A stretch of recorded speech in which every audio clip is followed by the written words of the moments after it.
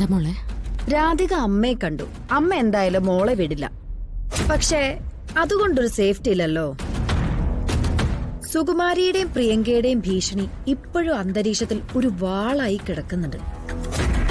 അത് നമുക്കൊന്ന് ഒഴിവാക്കണ്ടേ?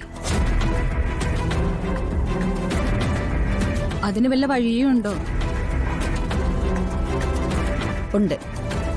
സുകുമാരിയുടെയും പ്രിയങ്കയുടെയും കണ്ടീഷൻ ഇപ്പൊ വളരെ മോശമാണ്.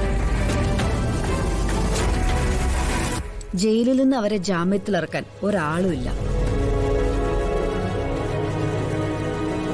ഈ അവസരം നമ്മൾ മുതലെടുക്കാൻ തീരുമാനിച്ചാൽ സുകുമാരിക്കും പ്രിയങ്കയ്ക്കും ജയിൽ മോചനവും ഒപ്പം കുറച്ച് തുകയും കൂടി കൊടുത്ത വരണിന്റെ ജീവിതത്തിൽ നിന്നും ഒഴിഞ്ഞു പോകാമെന്ന് പ്രിയങ്കയെ കൊണ്ട് സമ്മതിപ്പിക്കാൻ പറ്റും. ആണോ മോളെ? നടക്കുന്ന കാര്യമാണോ? നടത്തണം. കേസിൽ നിന്ന് രക്ഷപ്പെടണമെന്ന് രണ്ടുപേരും തീവ്രമായിട്ട് ആഗ്രഹിക്കുന്നുണ്ടാവും. പണത്തിന്റെ കാര്യം പറഞ്ഞ രണ്ടുപേരും ചാടി വീഴുകയും ചെയ്യും. ഞാനൊന്ന് ട്രൈ ചെയ്യട്ടെ ചെറിയമ്മേ?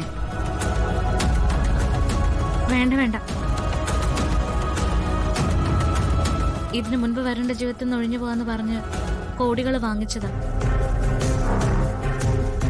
പ്രിയങ്ക എന്നിട്ട് പറ്റിച്ചു. ഇനിയും അവൾ അത് തന്നെ ചെയ്യുള്ളൂ. ഞാൻ ഇടപെട്ട ഒരു കാര്യത്തിൽ വാക്ക് മാറാനാണ് അവരുടെ ഉദ്ദേശമെങ്കിൽ അത് കൈകാര്യം ചെയ്യേണ്ട വിധം എനിക്കറിയാം. നിനക്കൊന്നും മനസമാധാനത്തോടെ ജീവിക്കട്ടെ പെണ്ണേ. അതിനല്ലേ ഞാനീ പറയുന്നേ.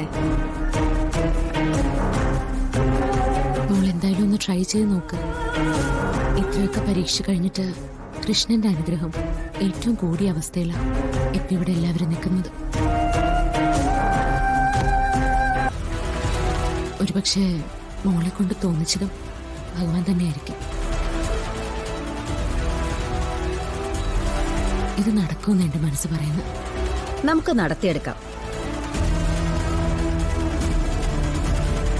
ഇനി മോളെ നെഞ്ചോട് ചേർത്ത് പിടിക്കുമ്പോ അവൾക്കൊരു പ്രശ്നമുണ്ടെന്ന് അമ്മയ്ക്ക് വേവലാതി പാടില്ല.